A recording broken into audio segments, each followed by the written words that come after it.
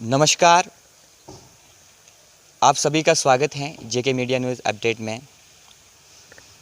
इस वक्त मैं घाट रोड पे हूँ, डोडा में, डिस्ट्रिक्ट डोडा में अवेलेबल हूँ इस वक्त में। और हमारे साथ बातचीत करने के लिए सजाद जी है, सजाद बलेसी हमारे साथ बातचीत करने के लिए हैं। बहुत सारे इश्यूज़ पे हम बातचीत करेंगे जो पब्लिक के रिलेटेड हैं। सोशल इश्यूज़ पे हम बात करेंगे, क्योंकि अगर इश्यूओं की कमी हम देखेंगे हमारे जेके यूटी में नहीं है। डेवलपमेंट अगर हमारे जेके यूटी में देखेंगे बिल्कुल ज़ीरो है। और वहाँ पे जो पार्टी सत्ता में हैं, अपोजिशन पार्टीज़, जितने भी लीडर्स हमारे हैं, उनको सिर्फ पॉलिटिक्स करनी आ रही है, एक दूसरे पे निशाना साधते हैं। बाकी काम अगर ग्राउंड लेवल हम देखेंगे तो बिल्कुल ज़ीरो है। अगर हम कागज़ों में देखेंगे तो कागज़ों में काम सब कुछ हो जाता है, लेकिन बदकिस्मती की वजह से ग्राउंड लेवल तक नहीं पहुंचता है, सेंटर से ग्राउंड लेवल तक नहीं पहुंचता है। इसी सिलसिले में हमारे साथ बातचीत करने के लिए सजाद जी है भलेसा से। सर वेलकम हमारे चैनल में। बहुत बहुत शुक्रिया आपका। सर आप मुझे बताएं कि सबसे पहले क्या क्या परेशानियां हो रही है आपके नज़र में, मतलब क्या परेशानियां हैं इस वक्त? आप भी विलेजेस से बिलोंग करते हो, कैसी परेशानियां आपको विलेजेस में होती है और क्या क्या प्रॉब्लम वहाँ विलेजेस एरिया में आपको देखने को मिलती है सर? सबसे पहले मैं तो आपका शुक्रिया अदा करना चाहता हूँ कि आपके चैनल के माध्यम से जो है बहुत सारी बातें सरकार तक पहुँचती हैं और आप एक पिलर हैं सरकार और लोगों के दरमियान में। परेशानी का क्या बताऊं मैं आपको, ख़ास करके जब से बीजेपी हुकूमत ने बागडोर संभाली है, यह जम्मू कश्मीर में अपना हाथ डाला हुआ है, तो मैं ये कहूँगा कि ये सबसे बड़ा darkest period of the history, अगर तारीख़ में देखा जाए तो सबसे अंधेरा वक्त है। ख़ास करके मैं नौजवानों के बारे में मैं आपको ये बताऊंगा कि हर हमेशा मैं नौजवानों के बारे में ही बात करता आया हूँ जो इस वक्त सफ़र कर रहे हैं। यह नौजवान नहीं, जो मुलाज़म नहीं वो भी परेशान हैं, जो मुलाज़म हैं वो भी परेशान हैं। यानी किसी भी तबके से ताल्लुक़ रखने वाले जो भी लोग हैं वो परेशान हैं। सर आप मुझे बताएं, जब बीजेपी सत्ता में आई, आज भी इनके जो लीडर हैं, चाहे हम डॉक्टर जितेंद्र सिंह की बात करें, पीएमओ हैं, डेवलपमेंट बेसिकल वो डोडा से ही है। डेवलपमेंट उस लेवल से उसको ज़रा थोड़ा बहुत डोडा को देखना चाहिए था, क्योंकि अगर वो डोडा का रहने वाला इस वक्त पीएमओ में बैठा है, वहाँ संभाल रहा है, लेकिन बदकिस्मती की वजह से आप मुझे बोलें उसके ट्वीटी जितने क्यों दिखते हैं? ग्राउंड लेवल पे क्या लग रहा है आपको कि डेवलपमेंट जो वादा बीजेपी बोल रही थी, सबका साथ सबका विकास, डेवलपमेंट हो रही है किस लेवल से? आप मुझे बताएं कि कोई भी डेवलपमेंट इन एरियाज़ में, पूरे जम्मू कश्मीर की बात करो, कि हुई है कहीं या नहीं हुई? देखो राहुल जी, मैं आपको क्या बताऊं, ये बड़ी बदकिस्मती की बात है। जो हमारे जितेंद्र साहब है, मैं ये कहना नहीं चाहता था, लेकिन मैं अब ये कहूँगा कि वो एक एजेंट बन के बैठे हैं जी। वो यहाँ जम्मू कश्मीर के एजेंट बन के बैठे हैं। वो जो सजेशंस मोदी साहब को दे रहे हैं, वो जो गाइडलाइन मोदी साहब को प्रोवाइड कर रही हैं, तो वो उन्हीं गाइडलाइंस पर चलते हैं।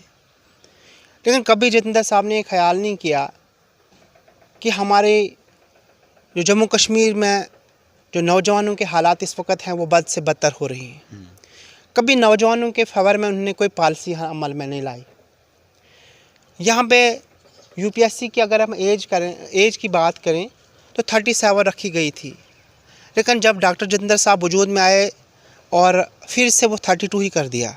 बहुत नुकसान है यहाँ के नौजवानों के लिए, ख़ास करके जो एजुकेटेड यूथ था।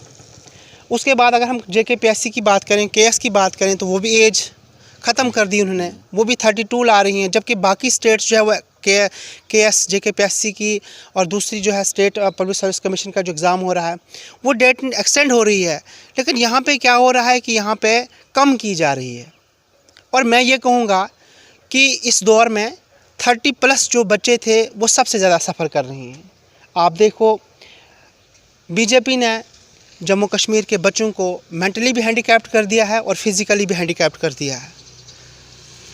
यहाँ हम हैंडीकैप्ड क्यों हैं? क्योंकि गवर्नमेंट के जो रॉन्ग पॉलिसीज़ हैं वो जो पढ़े लिखे नौजवानों के लिए बहुत गलत साबित हो रही है।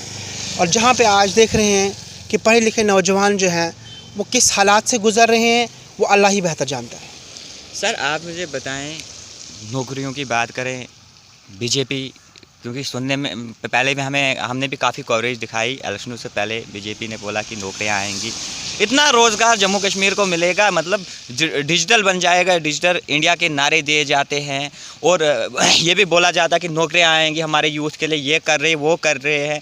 चाहे हम चले किसी स्कीम की भी बात करें सेंटर में, हमारे यूथ के लिए बहुत सारी स्कीमें दिखती है वहाँ। लेकिन अगर बदकिस्मती की वजह से आए हैं कि कांग्रेस ने एक काम किया, कांग्रेस, हम नहीं बोलते हैं कि डेवलपमेंट बीजेपी ने नहीं की, कांग्रेस ने किया, किसी ने कुछ नहीं किया, सारे लीडर ग्राउंड लेवल पे ज़ीरो हैं। आपने कुछ नहीं किया, वोट बैंक बनाया, बस उसके बाद कुछ नहीं, लीडर ज़ीरो है। सेकंड दफ़ा हम बात करें, क्या बीजेपी सरकार में किसी को नौकरी मिली? अब चलो कांग्रेस वालों ने 500-500 पे, 200-200 पे, 1000-1000 पे फंसा दिए लोग। जब से फिर बीजेपी सरकार आती है, उनको निकाल कर फेंक देती है। अब वो लोग क्या करेंगे? उन्होंने इतनी सर्विस दी। चले हम डेली वेजर्स की यहाँ से उठाएंगे, डेली वेजर्स की बात करें, एमसीडी में आपको पता साफ़ सफाई करना कितना मुश्किल होता है। अगर हम जैसे बंदे को 50,000 भी तनख्वाह देंगे, लेकिन हम साफ़ सफाई नहीं करेंगे। जब भी चलो हम अप्रिशिएट करते हैं कोविड के जो एमसीडी के स्वीपर्स हैं, उनको हम अप्रिशिएट करते हैं कि वो साफ़ सफाई इतनी अच्छे से करते हैं, 3500 में सफाई करते हैं। लेकिन वहाँ पर भी बीजेपी सरकार एक चीज़ में नाकामयाब रही, अभी तक उनको रेगुलर नहीं किया गया है। अगर डोडा डिस्ट्रिक्ट की बात करें, पूरे डिस्ट्रिक्ट की, पूरे टाउन की बात करें, हम इधर आपको गंद के अंबार लगे मिलेंगे। क्यों नहीं इन डिमांड्स को पूरा किया गया? इसके बारे में क्या कहना चाहते हो आप? क्योंकि इनको तो परमानेंट कर देना चाहिए था, एमसीडी के स्वीपर्स को, हमारे डेली वेजर जितने हैं, चाहे एसपीओ की बात करें, जितने भी डेली वेजर बेस पे आते हैं, उनको अभी तक परमानेंट नहीं किया गया है। सर देखो राहुल जी, मैं आपको बताऊँगा, सबसे पहला सवाल आपको रहा कि नौकरियाँ कितनी दी, तो आज आपको दिखाई दे रहा है वो नौकरियां कितनी मिल रही हैं? कुछ नहीं। आज देख रहे हैं कि मैंने आपको यही सबसे पहले यही बात कही कि जो 30 प्लस उस वक्त बचे थे वो एवरेज हो गए, बीजेपी के दौर में एवरेज हो गए हैं। और 2000 या 3000 बच्चे मुलाजिम लगाने से ही एम्प्लॉयमेंट जो है वो ख़त्म नहीं होती है। और आपने परसों देखा कि डॉक्टर जितेंद्र साहब को कहा कि आप एम्प्लॉयमेंट क्यों नहीं देते हैं? बोलते हैं वहाँ फैक्ट्रियाँ लगी है, वहाँ लोग क्यों नहीं जाते हैं? यार पीएचडी करके बच्चे कहाँ जाएंगे फैक्ट्रीज़ में? यार इतना भी सोचो।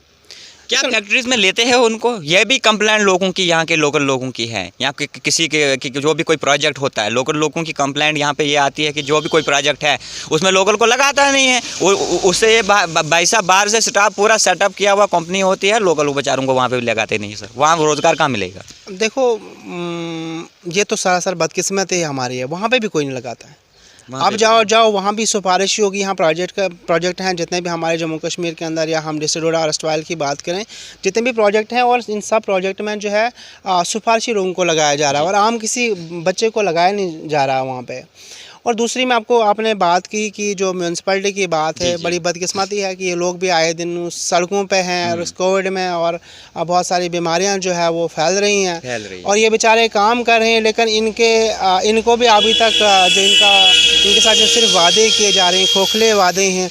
आप देखो आरडीडी के साथ क्या किया जा रहा है, आप देखो हमारे एसपीओज़ के साथ क्या किया जा रहा है, आप देखो हमारे हेल्थ वर्कर्स के साथ क्या किया जा रहा है। और आप देखो हमारे जो भी परमानेंट मुलाजिम है उनकी हालत भी ख़राब है, और जो टेम्परेरी है उनकी भी हालत ख़राब है, और जो लगे नहीं हैं वो भी परेशान है। बदकिस्मती है, सरासर बदकिस्मती है। गलत पॉलिसीज़ हैं अडॉप्ट कर रही हैं, ख़ास करके नौजवानों के ऊपर जो है गलत पॉलिसी अडॉप्ट कर रहे हैं। पढ़े लिखे नौजवान जो है बहुत सारी जगहों से डिसएंगेज किया उनको, और वो फ्रस्ट्रेट घूम रहे हैं। और सिर्फ मैं जम्मू कश्मीर के नौजवान ही नहीं यहाँ पे फ्रस्ट्रेट हैं, बल्कि उनके माँ बाप भी फ्रस्ट्रेट हैं। कन्फ्यूजन में है कि आने वाला वक्त जो है वो किस तरीके से गुजरेगा। बहुत डार्केस्ट पीरियड ही मैं मानूँगा इस जो बीजेपी का दौर है यहाँ पे।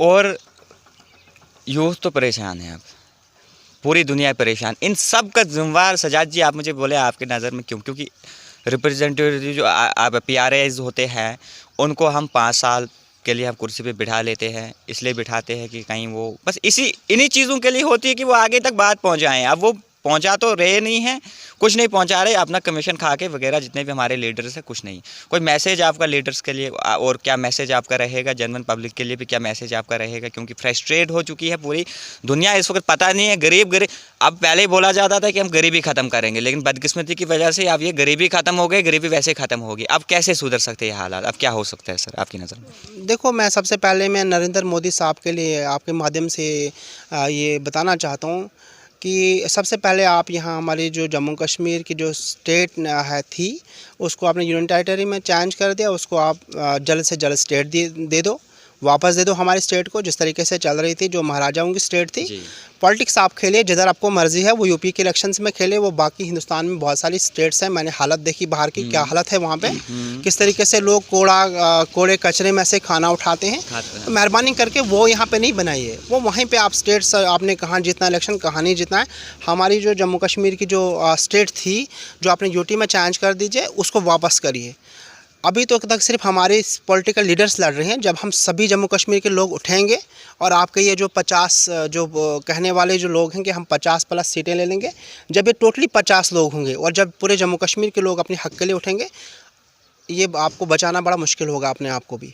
और दूसरी बात यह है कि आप यहाँ पे इलेक्शन करवाइए और इलेक्शन कराने के बाद यहाँ पे रिप्रेजेंटेटिव होंगे और उनको पता है कि किस तरीके से हमारे यहाँ आम लोगों की मुश्किलात से वो उनकी प्रॉब्लम्स को सॉल्व करेंगे। और यहाँ पे जो पॉलिसीज़ जो आपने अभी तक जो गलत पॉलिसीज़ यहाँ अडॉप्ट की है, उनको हटाइए, उन कानून को वापस करें। हमें एज जो है वो JKPSC की एज को वापस कीजिए, हमारी UPSC की एज को वापस कीजिए। और ख़ास करके जो हमारी कुछ पोस्टें हैं जो 2013, 2010, 2004 की जो पोस्टें हैं, फॉरेस्टर की पोस्टें, उनको डिपार्टमेंटली मिल के वो विड्रा कर रहे हैं। और आप समझ लो कि वो बच्चे कहाँ जाएंगे जिन्होंने जो है 2004 में फॉर्म भरा है, 10 में जो एवरेज हो गए हैं, तो वो कहाँ जाएंगे इस वक्त? उनको भी कम से कम। और कुछ बच्चे मुझे फ़ोन करते हैं कि सर हमारी जो है लास्ट उम्मीद अब यहीं तक थी, तो वो बच्चे जो है वो कॉम्पिटिट नहीं कर पाएंगे। आप उस रूल को हटाइए। उनका वॉक टेस्ट जो आपने 2-3 कैलेंडर्स में आपने जो है वो पब्लिश किया था, आप उनका वॉक टेस्ट कराए और उन पोस्टों को भी जल्द से जल्द फिलअप कराइए। और जो भी बाकी आपके डिपार्टमेंट्स में जो पोस्टें हैं खाली हैं, उनको आप जो है एडवर्टाइज़ कीजिए। और ताकि जो यहाँ नौजवान बच्चे जो है 2014 से जो है इस डार्केस्ट पीरियड में इस वक्त जो गुजर रहे हैं, ताकि उनको कहीं उम्मीद की किरण नज़र आ जाए। सजाद जी हमारे साथ बातचीत करने के लिए हैं। काफ़ी सारे इश्यूज़ पे हमने बात की। सरकारों की अगर हम बात करेंगे, सरकारें सिर्फ हमें ये एक पार्टी की बात नहीं करेंगे, हम जितनी भी पार्टी हैं, जितने भी हमारे प्यारे होते हैं, पब्लिक के चुने हुए नुमाइंदे होते हैं, हम उनको इसलिए आगे रखते हैं कि बातचीत करो। कहीं कुछ प्रॉब्लम अगर हम एक चीज़ मैंने गेस की, अगर हम पब्लिक की बात करें, पब्लिक के कोई बड़े काम नहीं होते हैं, क्योंकि काफ़ी ज़्यादा काम हम भी करते। पब्लिक का किसी को फ़ोन करवाने का काम होता है, लेकिन वो जिसको हम चुनते हैं, कुर्सी पे बिठाते हैं, लेकिन बदकिस्मती की वजह से वो फ़ोन करने का काम भी वो बंदा नहीं करता है। चाहे किसी सरकार की बात करें, कांग्रेस से ये बात है कि 500-500 पे 3-3 हज़ार पे कांग्रेस ने मुलाजिम लगा लिए।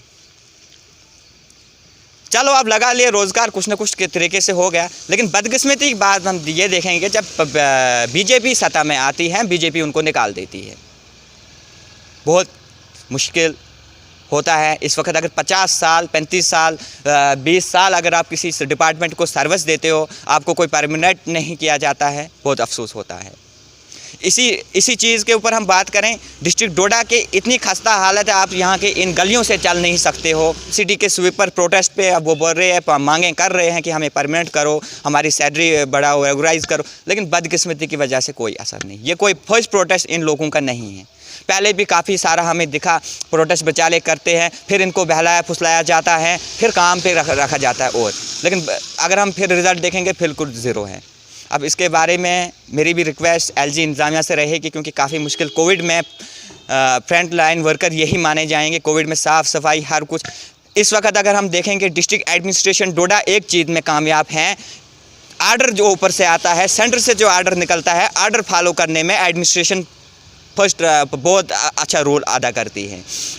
इस वक्त अगर आप जाओगे, जगह जगह पे MCD के जो परमानेंट मुलाजिम हजरात है वो भी आपको अनाउंसमेंट करते दिखेंगे कि मास्क पहनिए, सोशल डिस्टेंसिंग रखिए। ये वो कुछ भी ऐसे फ्रस्ट्रेट करेंगे पब्लिक को। पुलिस, अगर हम जेके पुलिस की बात करें, जेके पुलिस भी हमको हर जगह पे एडवर्टाइज करते मिलेगी, हर जगह बोलते दिखेगी कि मास्क लगाओ, ये करो, वो लगाओ। सिर्फ गरीब लोगों के गले काटे जाते। भाई साहब, ऐसे अगर ये जो नई बीमारी आई है, जो नई वबा आई है, अगर यही हाल इस डोडा का, क्या हाल होगा। सबसे पहले इम्पॉर्टेंट ये है कि ये साफ़ सफाई करवाना। मेरी रिक्वेस्ट इस एलजी इंतज़ामिया से रहेगी कि आप जल्द से जल्द इन डेलीवेजर्स का जो भी मसला है, आप जल्द से जल्द इन्हें पूरा करें, क्योंकि मास्क लगाने से बीमारी ख़त्म नहीं होगी। जब आपका रास्ता साफ़ होगा फिर आपके वो बीमारी ख़त्म होगी। मास्क लगाने से कोई बीमारी कुछ वैसा कुछ नहीं होता है। मेरी रिक्वेस्ट फिर रहेगी। और यूथ से अकॉर्डिंग हम बात करेंगे। यूथ, जैसे सजाद जी से हमने बात किया, यूथ सड़कों पे है, स्कीमें निकलती हैं, लेकिन ग्राउंड लेवल अगर हम देखेंगे बिल्कुल ज़ीरो है। सिर्फ जताने में आता है, ट्वीट हमको दिखते हैं, हमको सिर्फ ट्वीट ही पीछे से दिखते आए हैं। कहीं एक हॉस्पिटल बनता है, एक हॉस्पिटल को एक जगह से उठाकर दूसरी जगह शिफ्ट किया जाता है, दिल्ली से ट्वीट होता है कि हमने ये किया। चलो हॉस्पिटल बन गया, खुशी की बात है, लेकिन बदकिस्मती की वजह से अगर हम बाद में उस हॉस्पिटल में विज़िट करते हैं, वहाँ देखते हैं डॉक्टर ही नहीं है।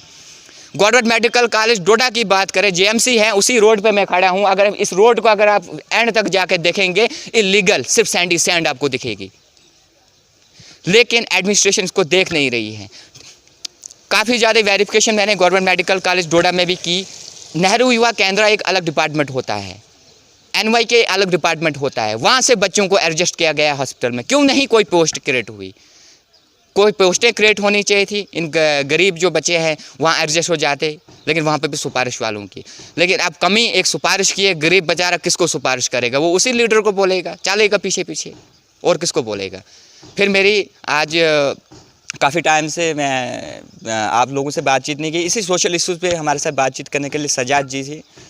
फिर मेरी रिक्वेस्ट रहेगी एलजी इंतज़ामिया से, बार बार मैं रिक्वेस्ट करता हूँ कि आप इन एमसीडी वालों का, बचालों का, इन स्वीपरों का मसला हल कीजिए, ताकि हम लोग भी बचेंगे। तो आप जुड़े रहे हमारी नेक्स्ट अपडेट के साथ। मैं राहुल शर्मा आपके साथ।